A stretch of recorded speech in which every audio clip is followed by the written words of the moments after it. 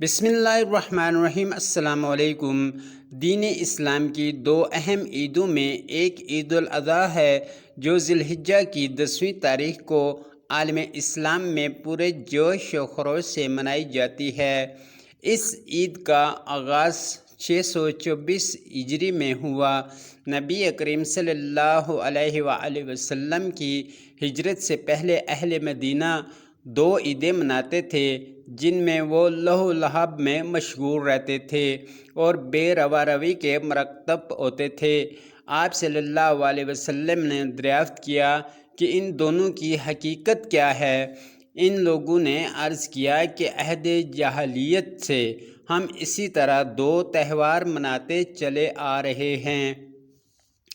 آپ صلی اللہ علیہ وآلہ وسلم نے فرمایا، اللہ تعالیٰ نے اس سے بہتر دو دن تمہیں عطا کیے ہیں، ایک عید الفطر کا دن اور دوسرا عید الاضحیٰ کا دن۔ ابو داؤد 1134 میں یہ واقعہ ہے۔ عید الاضحیٰ ایک انتہائی بامقصد اور یادگار دن ہے۔ اس دن کی دعاؤں کی قبولیت کا عندیہ حضور نبی کریم صلی اللہ علیہ وسلم کی طرف سے دیا گیا ہے، لہٰذا ہمیں چاہیے کہ روز عید ہم سب مل کر توبہ استغفار کریں، زبانی نہیں عملی توبہ کریں، پروردگار کے حضور گڑ گڑا کر دعائیں کریں، اپنی کوتاہیوں گناہوں کی معافی طلب کریں اور اپنے رب کو راضی کرنے کی ہر ممکن کوشش کریں۔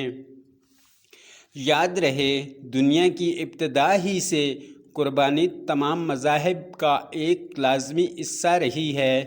یہ اللہ کے حضور جان کی نذر ہے جو کسی جانور کو قائم مقام ٹھہرا کر پیش کی جاتی ہے۔ عید الاضحیٰ کے دن جانور کے گلے پر رسماً اور عادتاً چھری چلائی جائے تو بہت آسان ہے، لیکن اگر اسوہ ابراہیمی کو مد نظر رکھا جائے تو پھر اس کے لیے انسان کو پہلے ان مراحل کو سامنے رکھنا پڑتا ہے جن سے حضرت ابراہیم علیہ السلام گزرے تھے۔ حضرت ابراہیم علیہ السلام کی ساری زندگی مسلسل قربانیوں سے عبارت ہے، یعنی قربانیوں میں گزری ہے۔ دوستو، دعا کریں اللہ تعالی ہمیں بھی نیک عمل کرنے کی توفیق عطا فرمائے، اور اگر ویڈیو پسند آئی تو چینل کو سبسکرائب کرنا اور شیئر کر دینا تاکہ دوسرے مسلمان بھائیوں تک بھی پہنچ سکے۔ خدا حافظ۔